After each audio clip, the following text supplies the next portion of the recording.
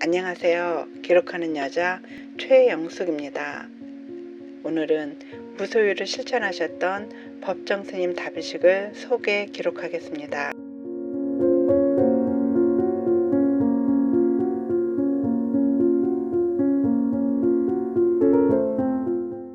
2010년 3월 11일 법정 스님은 길상사 행지실에서 78세를 일기로 입적하셨습니다. 길상사를 찾았습니다. 법정 스님의 법고가 송광사로 옹구되고 있었습니다. 추모객들은 스님의 극락왕생을 기원했습니다. 스님이 거처하셨던 행지실로 왔습니다. 정혜 스님은 목침에 누우셔서 주무시듯 입적하셨다고 했습니다. 행지실 벽에 걸린 족비가 눈에 들어왔습니다. 2010년 3월 13일 송광사에서 법정 스님의 다비식이 있었습니다. 이날은 친구들과 남도 봄꽃 여행을 가기로 한 날이었습니다.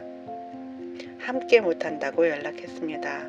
친구들은 그런 법정 스님 다비식을 보고 여행을 하자고 했습니다.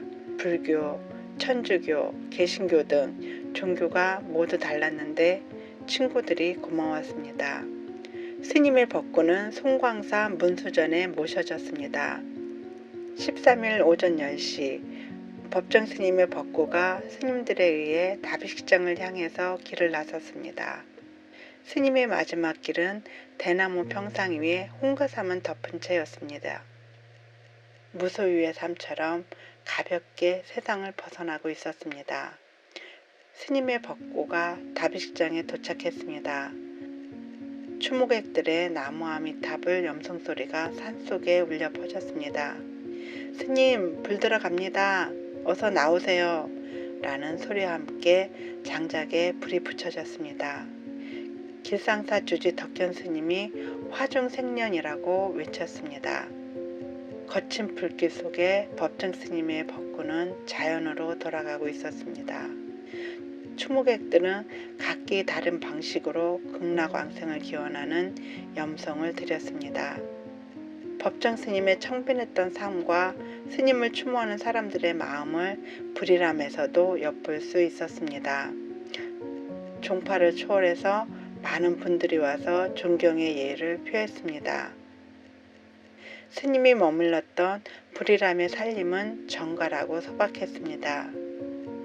법정 스님이 앉으셨던 의자와 고무신의 눈길이 머물렀습니다.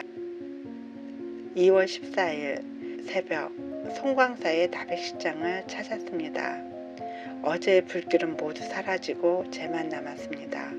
심신이 깊지 못한 사람은 깊은 탄식이 나왔습니다.